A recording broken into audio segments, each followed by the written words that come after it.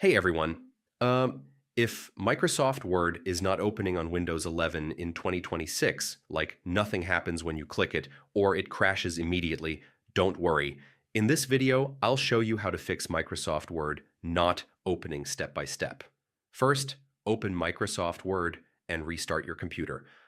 This clears temporary system glitches that can block the application from launching.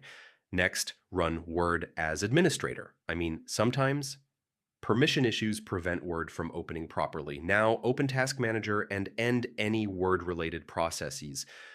Stuck background tasks can stop Word from launching again. After that, start Word in safe mode. This disables add-ins that might be causing crashes or startup failure. Next, repair your Office installation. This fixes corrupted program files automatically using built-in repair tools. Now update Microsoft Office. Outdated versions often cause launch errors and compatibility issues. After that, check Windows updates. Missing system updates can break Word functionality on Windows 11.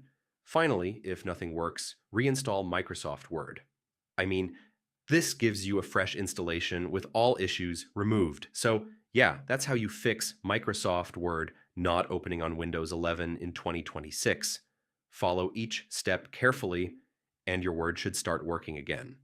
And if this helped, don't forget to check out more Windows troubleshooting tutorials for fast fixes. Hey everyone!